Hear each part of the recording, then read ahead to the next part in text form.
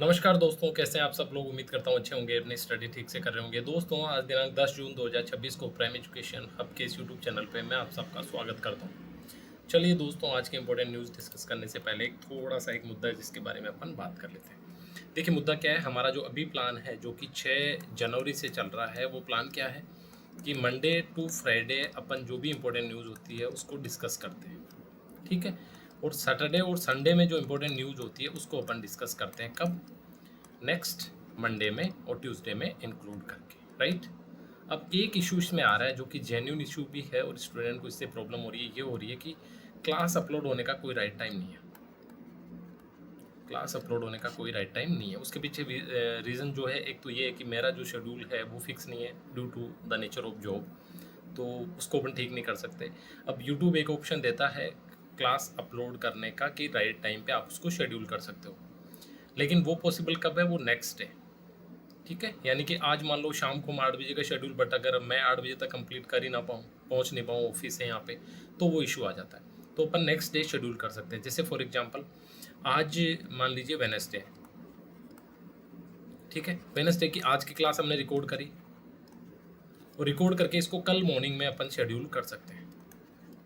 वो किसी भी टाइम कर सकते हैं अपन, 6 बजे भी कर सकते हैं, 7 बजे भी कर सकते हैं, 9 बजे भी कर सकते हैं, जो भी टाइम।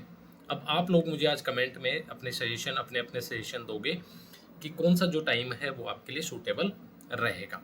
उसके हिसाब से जो मैक्सिमम लोगों के लिए सूटेबल रहेगा उसको अपन फिक्स कर लेंगे, राइट।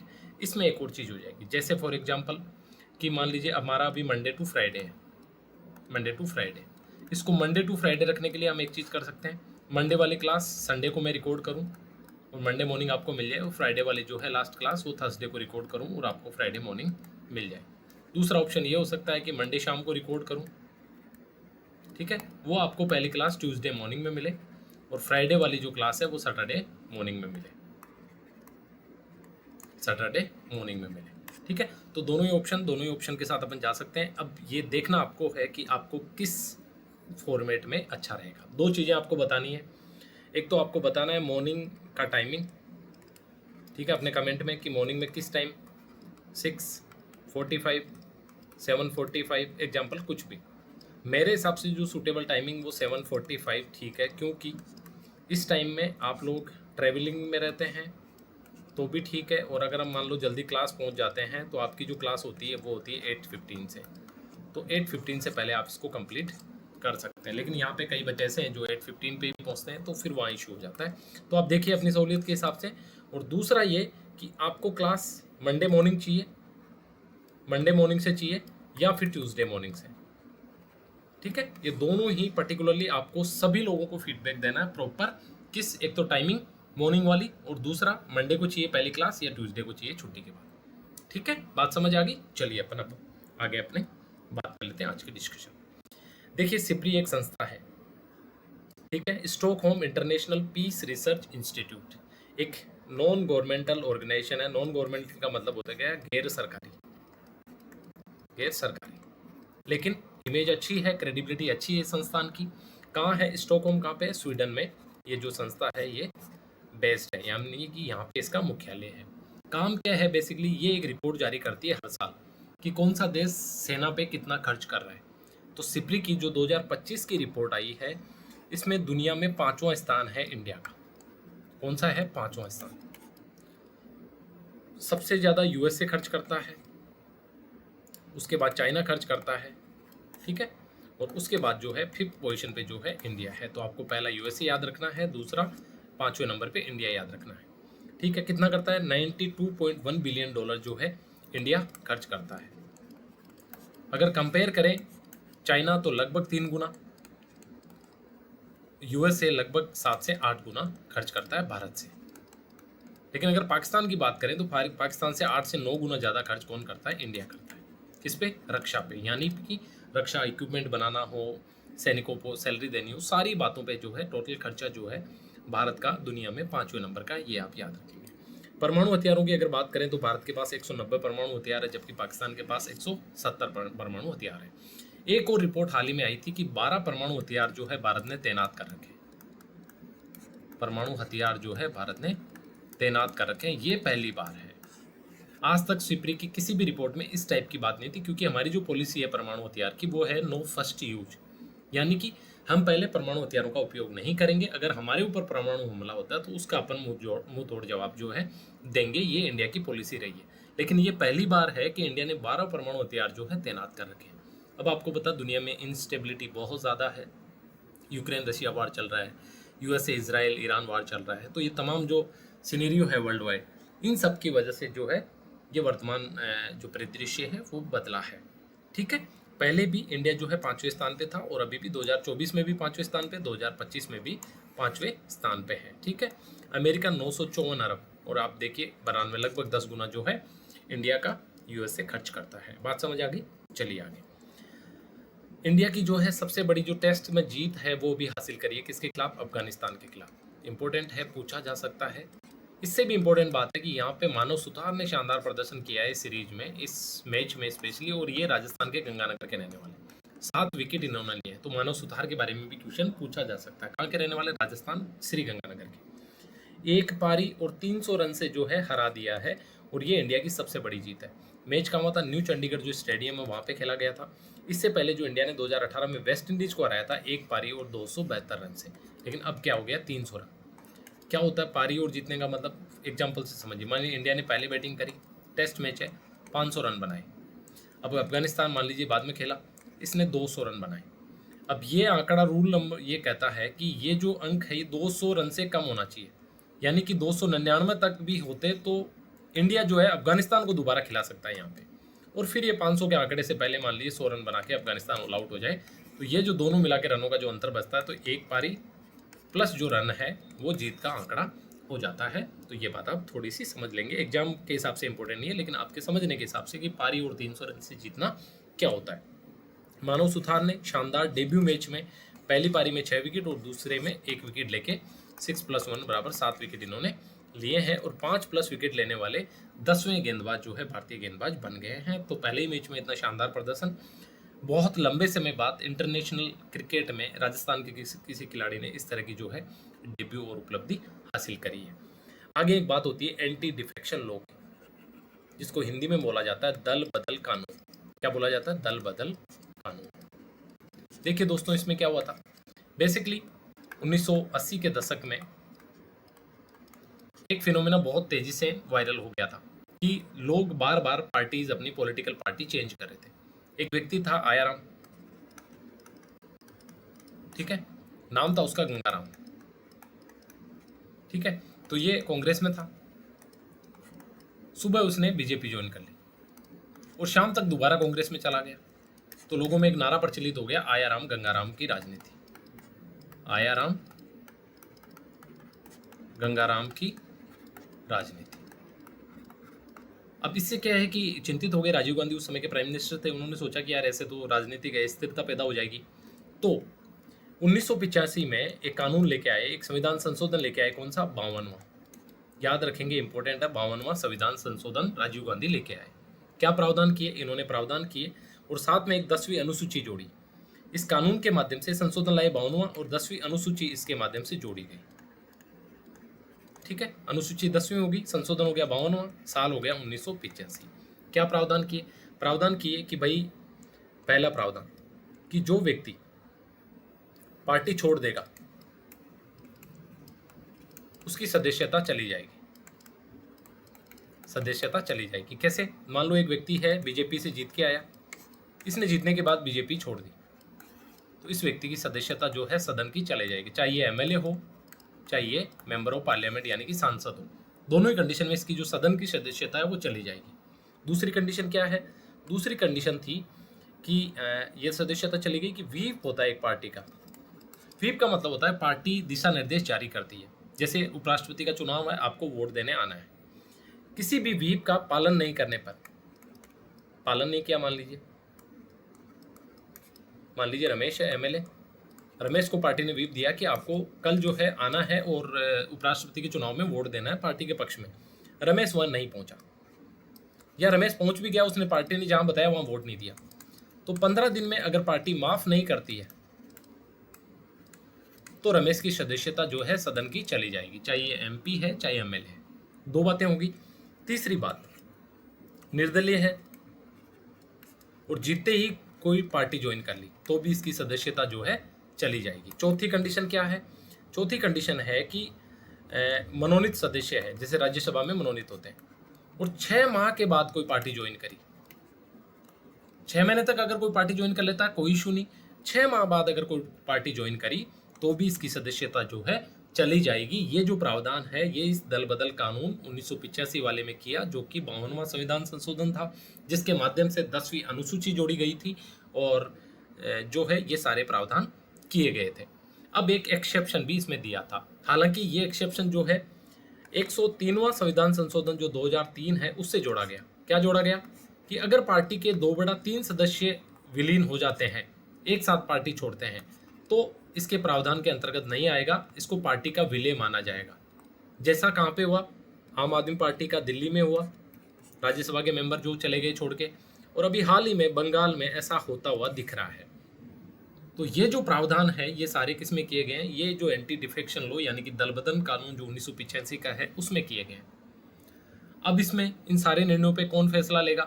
तो फैसला इस पे लेगा स्पीकर, सदन का जो अध्यक्ष है वो इस पे फैसला लेगा कि क्या ये ठीक किया है या फिर इसकी सदस्यता जाननी चाहिए। अब पहले यह प्रावधान था इस मूल कानून में कि सदन के अध्यक्ष का जो फैसला है वो अंतिम फैसला है, लेकिन किहतो वाले मामले में सुप्रीम कोर्ट ने ये बोला कि नहीं भाई ऐसा नहीं चलेगा, अगर हमें लगेगा कि इसमें ठीक नहीं है सदन का फैसला, सदन के अध्यक्ष का फैसला, तो हम इसमें जो है अपनी तरफ से भी इसमें कानूनी निर्णय दे सकते हैं। ठीक है, तो उद्देश्य था विधायकों के दल बदल को रोकना, पार्टी निर्देश के खिलाफ वोट देने पर सदस्यता रद्द होती है। छूट का जो प्रावधान है कि कम से कम 2/3 सांसद या विधायक एक साथ अगर दूसरी पार्टी में विलय करते हैं तो उनको अयोग्यता से छूट होती है, यानी कि उनकी सदस्यता नहीं जाती। हाल ही में टीएमसी के कुछ सांसदों ने अलग गुट और एनडीयू को समर्थन देने की खबरों के बीच में ये दोबारा चर्चा मेरा बहुत इंपॉर्टेंट है, एग्जाम में पूछा जा सकता है, बिल्कुल बेसिक से हमने डिस्कस कर लिया है, फिर अगेन जब भी बात होगी अपन इसके बारे में बात कर लेंगे, आप इसको समझ लेंगे। एक देखिए राष्ट्रीय ई गवर्नेंस जो पुरस्कार है, national e governance, national award e governance, ठीक है, 2026, ये जो पुरस्कार है इनकी घोषणा हुई है अभी, हालांकि ये पुरस्कार अभी दिए नहीं गए। कौन? Ministry of electronics and IT, एक तो ये हो गया, और दूसरा प्रशासनिक सुधार और लोक शिकायत जो विभाग है, ये दोनों जो मंत्रालय और विभाग है ये इसको जारी करते हैं, ये पुरस्कार देते हैं।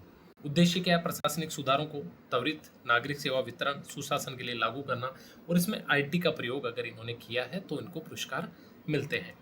19वीं जो national conference of e governance जो होनी है, national conference on e governance 29वीं, वो जयपुर राजस्थान में हो रही है। देखिए ये भी ऑल इंडिया का इवेंट है, ठीक है, हालांकि जुलाई में होना है, तो अभी इसके बारे में और भी बात होगी, लेकिन इनिशियली हमने अपने दिमाग में रजिस्टर्ड कर लिया कि जयपुर में होना है।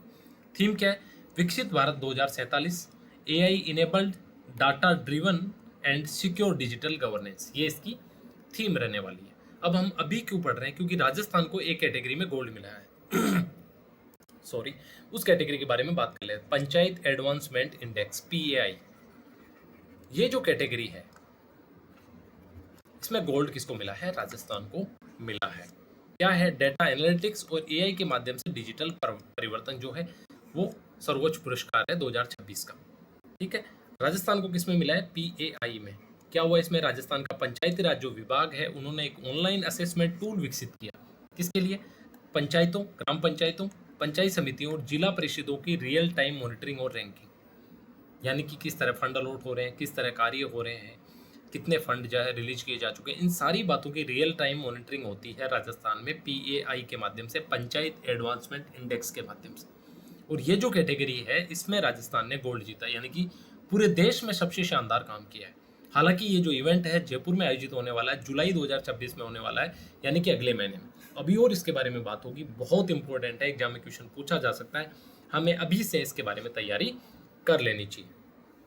लाभ क्या है पीआई के? देखिए बजट का उपयोग, विकास कार्यों की डेटा ड्रिवन असेसमेंट, पंचायतों में पारदर्शिता और स्वस्थ प्रतिस्पर्धा को बढ़ावा, ये पूरी की पूरी पहल देती है, राइट। चलिए आगे एक आर्टिकल है पेट्रोल और आय के अनुपात में, यानी कि एक एग्जाम्पल से समझिए। मान लीजिए आय है ₹100 या इसको 100 रुपये मान लीजिए। अब इन 100 रुपये में से अलग अलग देशों में लोग पेट्रोल पे कितना खर्च करते हैं, जैसे यूएसए की बात करें तो 0.6%, यानी कि 1 रुपये से भी कम। यूएसए का व्यक्ति पेट्रोल पे 1 रुपये से भी कम खर्च करता है उनकी आय के हिसाब से। यूरोप की बात करें पूरे की पूरी तो 1.5 रुपये खर्च करते हैं। चीन की बात करें तो 4 रुपये खर्च करते हैं। चाइना कितना? 4 रुपये, यहाँ लिखा आपका 4% यानी कि 4 रुपये। ब्राज़ील 5 रुपये, लेकिन भारत में 17.6 रुपये। यानी कि भारत का व्यक्ति जितनी आय होती है उस आय का 17.6% वो सिर्फ खर्च कर देता है पेट्रोल और डीजल पे। सोच के देखिए ये अपने आप में महंगाई का क्या स्तर है, क्या ऐसा होना चाहिए? जबकि पेट्रोल और डीजल जो है मूलभूत चीज़ें हैं जो हर तरह की महंगाई को बढ़ाते हैं। रीज़न सबसे बड़ा क्या है? रीज़न है लगभग 50% टैक्स सरकार इस पे लेती है, जबकि अन्य देशों में ये जो टैक्स है ये कम है। यानी कि किसी में 20 है, किसी में 10 है, किसी में 5 है, लेकिन 50% बहुत कम देशों में है। तो ये सबसे बड़ा रीज़न है कि एक भारतीय हाउस होल्ड को, एक भारतीय घर को अपनी कमाई का 17.6% जो हिस्सा है, 17.6% जो हिस्सा है वो पेट्रोल और डीजल पे खर्च करना पड़ता है। यानी कि अगर अफोर्डेबिलिटी की वहनीयता की बात करें, यानी कि पेट्रोल की कीमतें वहन करने की बात करें, तो 158 देशों में भारत की रैंकिंग पेट्रोल में 121 और डीजल में 118 है। बहुत ज़्यादा खतरनाक है। हालांकि जीएसटी से बाहर है, लेकिन फिर भी सरकारें मोटा पैसा जो है इसके माध्यम से कमाती है, इस टैक्स के माध्यम से कमाती है। तो ये बात आपकी जनरल अवेयरनेस के लिए बहुत इंपॉर्टेंट है। एक बड़ा कॉन्सेप्ट दिमाग में रखें कि चीज़ें किस तरह से गठित होती है। आगे देखिए एक आर्टिकल है, क्या अमेरिका वास्तव में भारत का रणनीतिक साझेदार है? देखिए 2000 के दशक से ही ये बात की जाती है कि भारत और अमेरिका जो है नेचुरल पार्टनर है, यानी कि एक दूसरे के शानदार दोस्त हैं। स्ट्रेटेजिक रणनीतिक पार्टनर होने का मतलब है कि सुख दुख दोनों में साथ है, यानी कि लड़ाई के समय भी एक दूसरे के साथ है। लेकिन पिछले 3-4 सालों की जो स्थिति है उससे देख के ये नहीं लगता, ये राइटर इस आर्टिकल में बोल रहे हैं। देखिए राइटर और आर्टिकल बोलने का सिंपल मतलब मेरा ये होता है, देखिए कोई ना कोई व्यक्ति जो पढ़ा लिखा स्कॉलर व्यक्ति है, प्रोफेसर है, कुछ रिसर्च कर रहा है, तो वो आर्टिकल्स लिखता है अपनी ओपिनियन के हिसाब से, जो उसे समझ आता है, अपनी एक्सपर्ट नॉलेज के हिसाब से। तो उसका एक पहलू हो सकता है, उसका दूसरा पहलू भी हो सकता है। तो हमें किसी चीज़ को फाइनल नहीं मानना है, लेकिन अगर कोई व्यक्ति रिसर्च वाला और किसी अच्छे नेशनल न्यूज़पेपर में, the Hindu, Indian express, times of India या फिर दैनिक भास्कर में अगर छपता है तो उस बात की क्रेडिबिलिटी होती है, उस बात की वजन उस बात में होता है। तो ये बात बोल रहे हैं कि भाई फिर भी भरोसे लायक पार्टनर नहीं है। उसके पीछे रीजन्स ये लोग देते हैं। ब्रह्म चेलानी जो है पॉलिसी रिसर्च सेंटर है, उसके जो है डायरेक्टर है, इन्होंने ये आर्टिकल लिखा। उन्होंने बोला है अमेरिका अब भारत को रणनीतिक भागीदार कम और क्षेत्रीय और आर्थिक प्रतिद्वंदी ज़्यादा मानता है, जिसे रोकना है। यानी कि दोस्त कम मानता है। अब अमेरिका ये समझने लगा है कि ये भारत हमारे लिए चुनौती बनेगा। भारत की आर्थिक ग्रोथ, भारत की सामरिक ताकत, ये दोनों ही अमेरिका ये समझने लगा है अब कि मेरे लिए चुनौती बनेगा। जैसे चीन चुनौती बना। शुरुआत में अमेरिका ने चीन को इस्तेमाल किया इस नज़रिए से कि मेरे यहाँ कच्चा माल नहीं बने, चीन में बनता रहे, और दोनों भागीदार बने रहे। 20 साल तक चीन ने मोटा पैसा अमेरिका से कमाया और आज अमेरिका के लिए सरदर्दी बन चुका है चीन। जो थ्यूसिडाइसिस जो प्रिंसिपल हमने समझा था कि एक स्थापित सत्ता के सामने जब एक उभार लेती हुई सत्ता जब खड़ी हो जाती है, दोनों के बीच में कॉन्ट्राडिक्शन हो जाते हैं, तो लड़ाई अपरिहार्य हो जाती है। उसी तरह की सिचुएशन अमेरिका दोबारा पैदा करना नहीं चाहता भारत के संदर्भ में। अमेरिका के विदेश मंत्री मार्को रूबियो कुछ समय पहले भारत आया था। उन्होंने सबसे महत्वपूर्ण रणनीतिक साझेदार बताया, लेकिन राइटर ब्रह्मचेलानी ये बोलते हैं कि इस बात में सच्चाई नहीं है, क्योंकि वास्तविकता जो है जटिल है। और ये ट्रंप के वापस निर्वाचित होकर राष्ट्रपति बनने से पहले की बात है कि जब जो बाइडन थे तब से ही रिश्ते उस डायरेक्शन में थे। भारत को कहीं ना कहीं अमेरिका का जो थिंक टैंक है, अमेरिका के जो स्कॉलर है, जो पॉलिसी मेकर्स है, वो समझने लगे थे कि ये भी चुनौती हमारे लिए बन सकता है। तो उनकी जो जिस तरह की दोस्ती होनी चाहिए थी वो नहीं थी। क्या 4 रीजन्स मुख्य देते हैं जिसकी वजह से ये लगता है ब्रह्मचेलानी जी को कि नेचुरल पार्टनर नहीं है और भारत उस तरह से रणनीतिक भागीदार अमेरिका का नहीं है। पहला देखिए, बांग्लादेश में 2024 में शेख हसीना का जो है तख्ता पलट हुआ, और उसके बाद में जो भी घटनाएं हुई इंक्लूडिंग शेख हसीना का तख्ता पलट, उसमें अमेरिका की जो CIA एजेंसी है उसका रोल था। और ये भारत के लिए कष्ट का समय था, क्योंकि काफ़ी सारे लोग बांग्लादेश से शरणार्थी बन के भारत में आ रहे थे, और किसी भी देश के पड़ोस में इस तरह का अस्थिर जो राज्य है वो एक समस्या पैदा करता है। ये समस्या पूरी की पूरी अमेरिका ने पैदा करी। तो ये बात इस बात को मजबूत करती है कि अमेरिका भारत के हितों की अनदेखी कहीं ना कहीं कर रहा है। फिर म्यांमार में तख्ता पलट हुआ, वहाँ भी अमेरिका का रोल था, और भारत और म्यांमार बॉर्डर वहाँ भी संवेदनशील बॉर्डर है, चाहे तो तस्करी का मामला हो, नशे की, हथियारों की, तमाम चीज़ें। 4 CIA के एजेंट थोड़े दिनों पहले ही म्यांमार से सटे मणिपुर के इलाके में पकड़े गए थे, और उनकी गतिविधियां जो थी संदिग्ध थी। ये भी ये दिखाता है कि भारत और USA उस तरह के रणनीतिक भागीदार अभी नहीं है। आगे, नेपाल में पहले कोई भी अमेरिकी अधिकारी जाता था तो वो पहले भारत रुकता था या फिर आते समय भारत रुकता था, लेकिन पिछले कुछ समय से सीधे अमेरिकी अधिकारी नेपाल में जा रहे हैं, यानी कि नेपाल को लेके भी अमेरिका का जो नज़रिया है वो बदल रहा है। नेपाल को भी भारत के खिलाफ इस्तेमाल करने की एक साजिश सोच हो सकती है। और पाकिस्तान में ऑपरेशन सिंदूर के बाद जिस तरह डोनाल्ड ट्रंप के बेटे और बेटी ने जिस तरह के बिजनेस, फायदेमंद बिजनेस पाकिस्तान के साथ किए, जो डील्स की, उससे ये साफ दिखता है कि पाकिस्तान की तरफ भी उसका झुकाव जो है बड़ा है। तो ये 4 ऐसे एंगल है जिनसे ये स्पष्ट होता है कि अमेरिका भारत का रणनीतिक भागीदार उस तरह से नहीं हो सकता।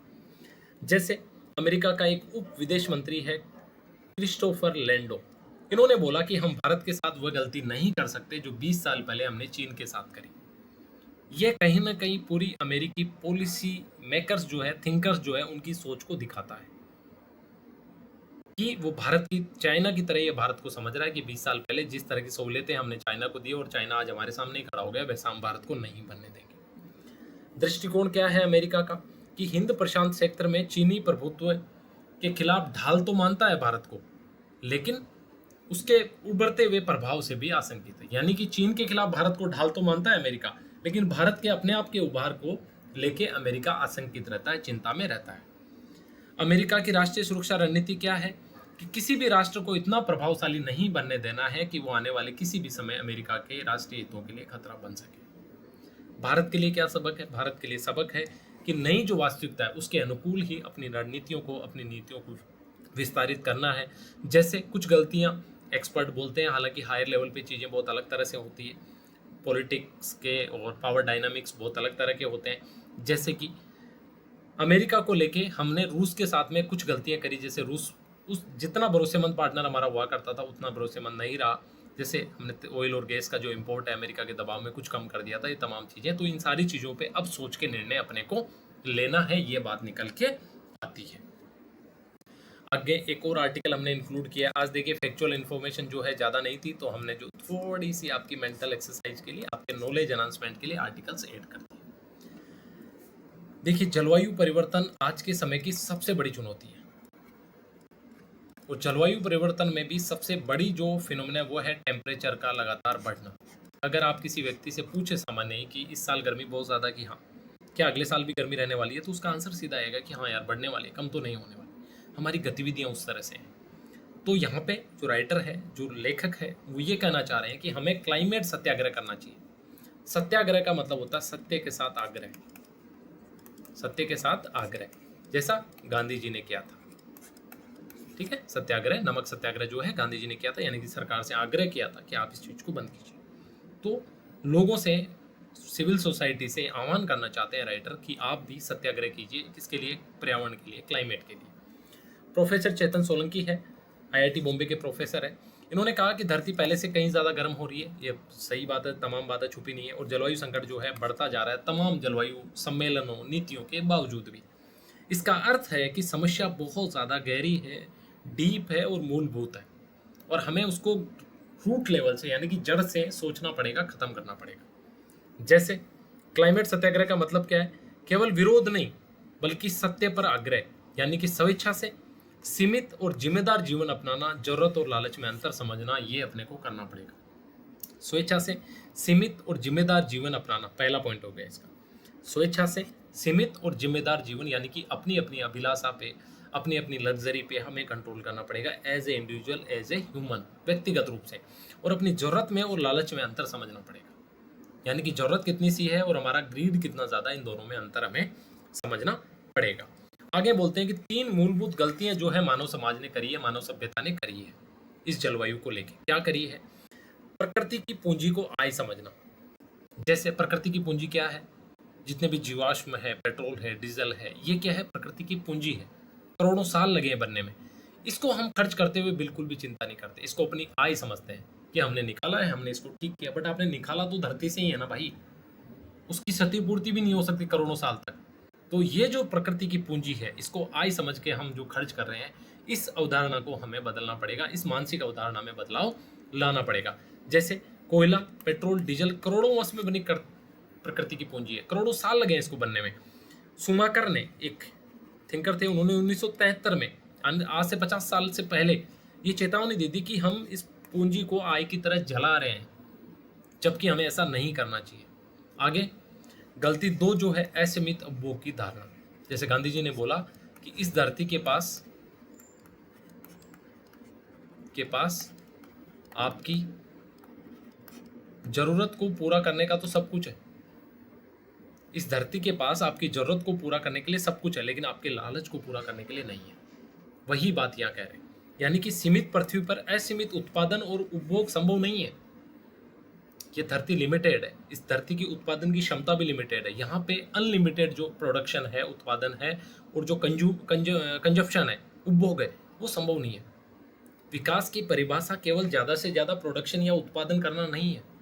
विकास की परिभाषा को हमें मूलभूत रूप से बदलना पड़ेगा। ये दूसरी उनकी जो है मूल गलती उन्होंने मानी है।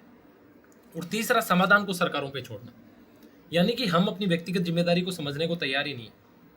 हम सीधा बात करते हैं, सरकार ये नहीं करी, सरकार वो नहीं करी। भाई, सरकार के साथ आपकी भी व्यक्तिगत जिम्मेदारी है, आपको भी अपनी व्यक्तिगत जिम्मेदारी को समझना पड़ेगा। जब तक आप अपनी व्यक्तिगत जिम्मेदारी को नहीं समझेंगे, अकेली सरकार बहुत ज़्यादा बदलाव नहीं कर सकती।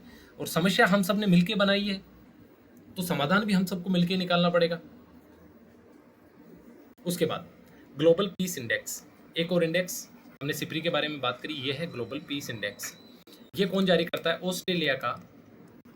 जैसे वो स्वीडन का नॉन गवर्नमेंटल ऑर्गेनाइजेशन था, ये ऑस्ट्रेलिया का है। ये भी सरकार से अलग स्वतंत्र रूप से अपनी जो है रिसर्च करता है, और दुनिया में ये जो रिपोर्ट है ग्लोबल पीस इंडेक्स, इसको जारी करता है। क्या मतलब है इसका? कि दुनिया में सबसे ज़्यादा शांति का है। इस शांति का मतलब है युद्धों का अभाव, ठीक है, सामाजिक सौहार्द, ठीक है, आपराधिक जो घटनाएं हैं उनमें बहुत कमी। ये तमाम जो बातें अगर जिन देशों में होती है, उसके आधार पे देशों को रैंकिंग दी जाती है। भारत इसमें 127वें पायदान पे है, बहुत पीछे है। सबसे पहला आइसलैंड है, जो कि नंबर 1 है। आइसलैंड यानी कि सबसे शांत है, सबसे पीसफुल है। उसके बाद चीन का 81वां स्थान है, भारत का 127वां, अमेरिका का 134वां, पाकिस्तान का 152वां। चलो अच्छी बात है, पाकिस्तान कम से कम यहाँ तो पीछे है। नहीं तो बहुत सारी एजेंसीज तो पाकिस्तान को बहुत सारे मामलों में आगे कर देती है, जहाँ संभव ही नहीं आगे होना, ठीक है। रूस का 163वां, अंतिम हुआ, क्योंकि रूस में पिछले 3 से 4 साल से जो यूक्रेन के साथ युद्ध चल रहा है उसकी वजह से, ठीक है। दक्षिण एशिया में भारत का 5वां स्थान है, पहला भूटान का, दूसरा श्रीलंका, तीसरा नेपाल, चौथा बांग्लादेश, 5वां भारत। यहाँ भी मुझे ये बांग्लादेश वाले मुद्दे पे डाउट है, ठीक है। हालांकि इन सब एनजीओज के भी कुछ पर्सपेक्टिव होते हैं, कुछ वेस्टेड इंटरेस्ट होते हैं रैंकिंग डिसाइड करते हुए, कुछ पूर्वाग्रह होते हैं, लेकिन हमें तो अपने एग्जाम के हिसाब से पढ़ना है, तो जो रैंकिंग है वही याद रखनी है, राइट। चलिए आगे दुनिया के शांत जो 10 देश है उनमें आइसलैंड सबसे पहले नंबर पे, यानी कि न्यूनतम सैन्यकरण है, वहाँ पे सैनिक ज़्यादा नहीं है, क्योंकि ज़रूरत नहीं है, लड़ाई नहीं होती अपने पड़ोसी से। उच्च सामाजिक जो सामंजस्य वो ज़्यादा है। देखिए, शांति के 2 ही पर्सपेक्टिव है, शांति के 2 पर्सपेक्टिव है। क्या? एक तो देश के बाहर शांति, देश के बाहर का मतलब है कि सीमा पे शांति, यानी कि किसी देश से लड़ाई नहीं, और अंदर जो है सामाजिक सद्भाव। अंदर क्या है? सामाजिक सद्भाव। अगर ये 2 चीजें हैं तो फिर वो देश शांत है। तो वही चीज जो है आइसलैंड में है। न्यूजीलैंड, ये भी शांत देश है, 2nd रैंकिंग है। स्विट्जरलैंड इसकी 3री जो है रैंकिंग है। स्लोवेनिया उसकी 4थी, और आइलैंड जो है 5वीं। छठा ऑस्ट्रेलिया, पुर्तगाल, सिंगापुर, फिनलैंड और जापान। आपको सिर्फ एक याद रखना है, आइसलैंड, उसके अलावा जो देश है उनके बारे में नहीं पूछा जाएगा। इंडिया की रैंकिंग 1 to 7 यानी कि 127वीं। दक्षिण एशिया में 5वीं रैंकिंग है। दक्षिण एशिया में सबसे अच्छी रैंकिंग जो है भूटान की है। इतनी सी बातें आपको याद रखनी है। अब देखिए आगे जो है अंतरिक्ष, हमारे साइंस एंड टेक से जो जुड़ा हुआ सिलेबस है उससे है इंटरनेशनल स्पेस स्टेशन, यानी कि अंतरिक्ष में अंतर्राष्ट्रीय स्पेस स्टेशन। अब जो है 2030 तक इसको डाउन करने का प्लान नासा बना रहा है। डाउन मतलब कि उसको नीचे लाने का। देखिए 4000 किलोमीटर की ऊंचाई पे ये स्थापित है। उसके अलावा नीचे वाली बातें बहुत ज़्यादा इंपॉर्टेंट नहीं है। 16 बार धरती का चक्कर लगाता है। वेट जो है इंपॉर्टेंट नहीं है, ठीक है। डिकमीशन बजट भी इंपॉर्टेंट नहीं है। प्रमुख बात यह है कि 2000 में, सन 2000 में इंटरनेशनल स्पेस स्टेशन अमेरिका के साथ कुछ देशों ने मिलकर स्थापित किया था। कहाँ किया था? 400 किलोमीटर की ऊंचाई पे। किस लिए किया था? कि धरती की एक्टिविटीज को निगरानी करने के लिए। अब उसको समय हो गया है तो उसको नीचे लाने का जो प्लान है नासा तैयार कर रहा है। कब से? 2028 में उसको कक्षा बंद करके नीचे लाने का जो प्लान है नियंत्रित तरीके से वो नासा कर रहा है। ठीक है। और 2030 तक प्रशांत महासागर में उसकी सुरक्षित गिरावट का जो प्लान है वो इन्होंने बनाया है। कैसे होगा देखिए। बेसिकली अभी मान लीजिए धरती का ये चक्कर लगा रहा है, ठीक है। 400 किलोमीटर है हमारा, यानी कि हमारे जो वातावरण है धरती का इससे बाहर है। वहां से फिर किसी दूसरे ग्रह की मदद से इसको डिसमेंटल करके नीचे लाया जाएगा। जब ये धरती के एटमॉस्फेयर में प्रवेश करेगा तो इसका लगभग 90% जो हिस्सा है वो जल जाएगा। अब बचा हुआ 10% हिस्सा अभी भी खतरा है कि वो किसी रेजिडेंशियल एरिया पे, किसी आबादी वाले एरिया पे गिरे और वहाँ पे नुकसान कर दे। तो इसकी पोजीशन इस तरह से रखी जाएगी कि प्रशांत महासागर में ये गिरे ताकि कोई जनहानि ना हो। ये प्लान कौन कर रहा है? इंटरनेशनल स्पेस स्टेशन के लिए नासा कर रहा है। अब इससे नवंबर 2000 से शुरू हुआ था, 25 वर्षों से लगातार अपना कार्य कर रहा है। संयुक्त प्रोजेक्ट तक इसका अमेरिका, रूस, यूरोप, जापान, कनाडा, भारत इसमें शामिल नहीं था। आपसे पूछा जा सकता है कि इंटरनेशनल स्पेस स्टेशन का क्या भारत मेंबर था? नो, भारत मेंबर नहीं था। मलबा जो है प्रशांत महासागर में गिराया जाएगा। क्यों बंद कर रहे हैं? क्योंकि अब उम्र पूरी हो गई है और रखरखाव का जो खर्चा है वो भी ज़्यादा आ रहा है, जिसकी वजह से इसको बंद किया जा रहा है। अब आपके मन में एक सवाल आया होगा कि इंटरनेशनल स्पेस स्टेशन तो है, लेकिन क्या बाकी देशों के भी स्पेस स्टेशन है? जी हाँ। जैसे चीन का स्पेस स्टेशन है त्यांगोंग, याद रखेंगे त्यांगोंग। वास्ट एक कंपनी है जिसका है हेवन 2, जो जगह लेगा इंटरनेशनल स्पेस स्टेशन की। कौन सी कंपनी है? वास्ट कंपनी है, नाम है हेवन 2 उसके स्पेस स्टेशन का, जो कि इंटरनेशनल स्पेस स्टेशन जब डाउन हो जाएगा तो उसकी जगह ले लेगा। एक्जियोम जो कंपनी है नासा के साथ साझेदारी में जो है ये भी अपना स्पेस स्टेशन लॉन्च कर चुकी है। ब्लू ओरिजन कंपनी है, उसका ऑर्बिट रीफ, जेफ बेजोस की कंपनी है ब्लू ओरिजन, उसका भी एक महत्वाकांक्षी जो है स्पेस स्टेशन है ऑर्बिटल रीफ के नाम से। और भारत भी अपना स्पेस स्टेशन 2035 में लॉन्च करने का जो है प्लान कर रहा है। अब आप सोच के देखिए दुनिया से हम कितने पीछे हैं। बात की जाती है कि ना हमारा इसरो नासा के लेवल का है कुछ मामलों में, लेकिन अभी भी यात्रा बहुत लंबी है। अभी भी हमें ज़मीनी सच्चाइयाँ हमें समझनी होगी। यानी कि जो चीज़ दुनिया 2000 में लॉन्च करके 2030 में नीचे लाने वाली है, हम उसको लॉन्च ही 2035 में करने वाले हैं। तो फ़र्क समझिए, राइट। चलिए आगे। तो आज हमने बात करी सिप्री के बारे में, आज हमने टेस्ट क्रिकेट में जो इंडिया का नया अचीवमेंट है उसके बारे में, मानव सुथार का जो डेब्यू था उसके बारे में बात करी, नेशनल ई गवर्नेंस पुरस्कारों के बारे में बात करी जो जयपुर में होने जा रहा है 2026 का, ठीक है। उसके अलावा जीपीआई के बारे में बात करी, इंटरनेशनल स्पेस स्टेशन के बारे में बात करी। तो ये तमाम जो है आज की न्यूज़ थी। आप दोबारा जो सजेशन मैंने आपसे मांगे हैं वो आप देंगे ताकि अपन इसको इस तरह से मॉडिफाई कर सकें कि आपके लिए सहूलियत हो, आप अच्छे से, आपकी पढ़ाई में व्यवधान ना हो और आपको वीडियो टाइम पे मिल जाए। चलिए मिलते हैं फिर कल फिर नए डिस्कशन के साथ। जय हिंद।